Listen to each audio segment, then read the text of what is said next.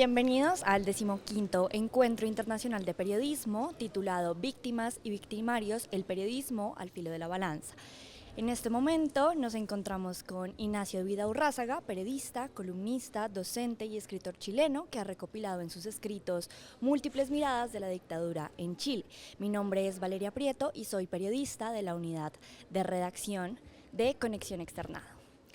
Bueno, Ignacio, primero darte la bienvenida a los micrófonos de Conexión Externado. Este encuentro es realizado por la Facultad de Comunicación Social Periodismo de la Universidad Externado de Colombia y me gustaría empezar preguntándole acerca de el impacto que genera la coyuntura política en las obras literarias. Entonces, ¿de qué manera cree usted que el contexto político de Chile en la época de la dictadura ha modelado sus obras y su visión de vida como escritor? Bueno, lo primero es agradecer a la Universidad Externado,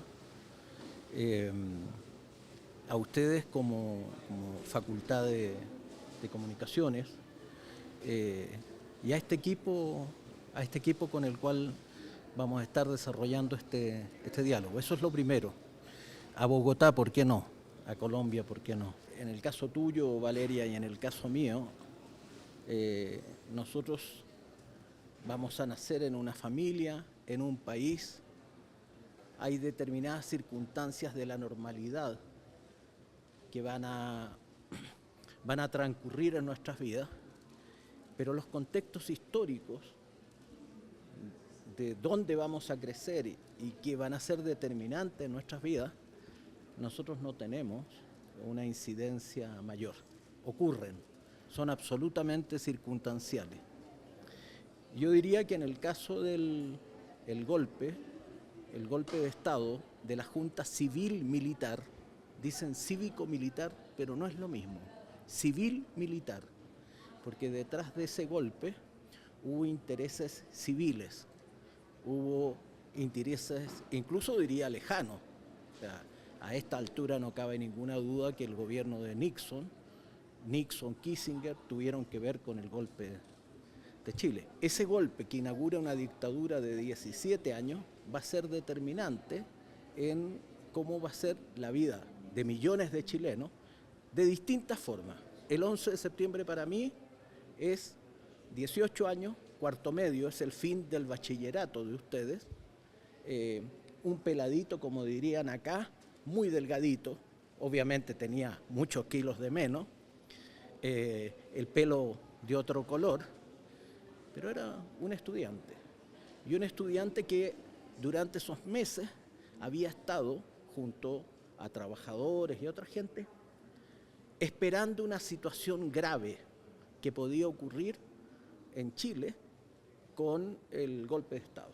En junio había habido un intento de golpe de algunos regimientos, pero no sucedió nada, porque hasta ese momento las Fuerzas Armadas estaban respetando el proceso democrático que había elegido a Salvador Allende por 6 años. Salvador Allende terminaba su mandato en 1976. El 11 de septiembre estaba en la mitad de su mandato. ¿Qué elementos se toman de la dictadura y toma usted de la dictadura para escribir todos esos textos que al final leemos personas para enterarnos de la dictadura? Valeria, pero ahí yo diría, yo tengo la doble condición de ser testimoniante, testigo y a la vez investigador. Entonces uno tiene que desdoblarse. Ahora, uno es todo, entero, y supongo que lo mismo sucederá en Colombia. Entonces, ahí tienes que escoger cuando escribes la voz. ¿Qué voz voy a hacer? ¿Voy a ser primera persona? ¿Voy a ser tercera persona? ¿Dónde me voy a situar? ¿O voy a jugar? Pero yo escojo la crónica y quedarme en una disposición narrativa de segundo nivel o tercer nivel.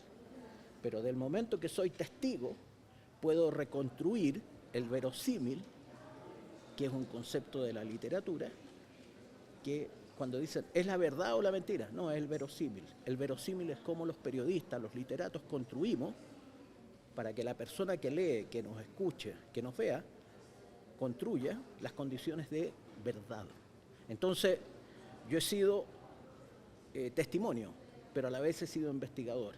Y cuando soy investigador, opto por los testimonios de los otros. Entonces, este libro tiene 20, 25 testimonios. Este tiene 140.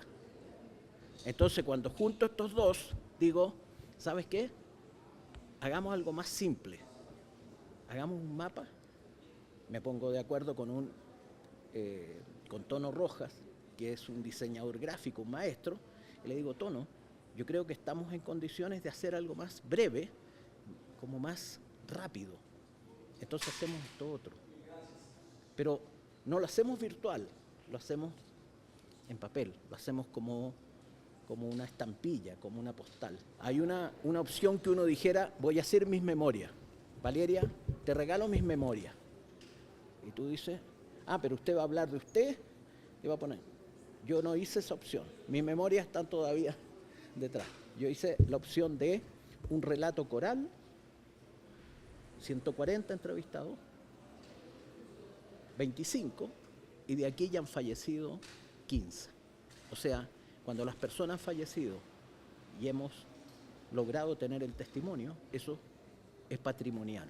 Usted impacta en la literatura, pero entonces, ¿cómo sería al revés? ¿Cómo impactaría la literatura en la coyuntura política y en lo que sucede en Chile, por ejemplo, en este momento que hay un gobierno justamente de izquierda? A esta altura nuestros gobiernos de izquierda o derecha, las palabras están un poquito gastadas. O sea, cuando digo gastadas, porque ustedes hablan de conservadores liberales. En un tiempo en Chile se habló de pipiolo. Ya. O sea, son conceptos para denominar. Quizás lo más característico de Chile hoy día es que tiene un gobierno de gente muy joven, donde hay mujeres muy jóvenes y ministras, directivas de empresas, etcétera, etcétera. Y otra característica del gobierno chileno es que sucede en un tiempo de mucha fragilidad de las instituciones. ¿Ya? O sea, vean la diferencia de edad que hay entre Gabriel Boric y Manuel López Obrador. Ahí hay un tema generacional tremendo. Con el presidente Petro es más corta la distancia, pero igual. O sea, Gabriel Boric viene de las marchas estudiantiles, como ustedes. Incluso no alcanzó a titularse, egresó de Derecho. Fue diputado, lo mismo Camila, etcétera. Entonces yo diría, si hay un sello del gobierno chileno, es su juventud, es su juventud. ¿Y qué significa eso? Significa que va a tener una serie de sellos, datos, actos que van a chocar con el conservadurismo a cada rato. Hablando justamente de esto y del surgimiento de este gobierno, ¿cómo cree usted que está tomando esto Latinoamérica en general? No solamente con el surgimiento de este gobierno en Chile, sino también en este momento que en Colombia tenemos un presidente que se denomina de izquierda también. Sí, yo creo que Latinoamérica sigue probando caminos. Gabriel Boric es un camino, Petro es un camino, AMLO es un camino, la posibilidad de que México tenga una presidenta mujer es un camino, pero fíjense, Argentina el camino que escoge, Milei. O sea, yo creo que de nuevo, nuestra América es un laboratorio, no quiero decir un zoológico, pero un laboratorio de experiencias súper diversas. ¿Qué tiene que ver Bukele con Boric? ¿Qué tiene que ver Boric con Milei?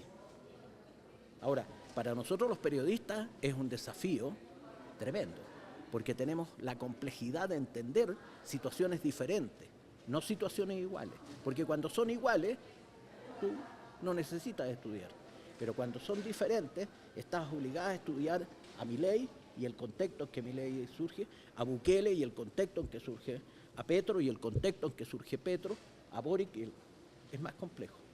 Claro, entonces en ese orden de ideas y lo que venías diciendo, creo que también es importante que para entender el presente evaluamos el pasado como periodistas y si nos ponemos a hablarlo en retrospectiva, como por ejemplo en el caso de Chile, ¿cuáles dirías que son los retos y desafíos que encuentra el periodismo, no solamente en la actualidad, sino también volviendo un poco al pasado de lo que vivió Chile en la dictadura?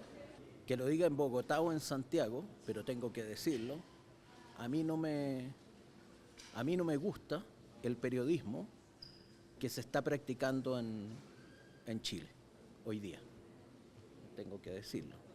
No me gusta, ¿por qué? Porque en Chile lo que ha pasado es un fenómeno de concentración de los medios, donde la parrilla prácticamente está unificada, donde los medios están respondiendo, está confundida la dirección editorial con la publicidad del medio, entonces el medio empieza a responder a la empresa que le pone dinero. Creo que la noticia fácil se impone sobre la complejidad, o sea, estoy seguro que si hiciéramos la Filbo en Santiago, no es noticia en los medios, no es noticia.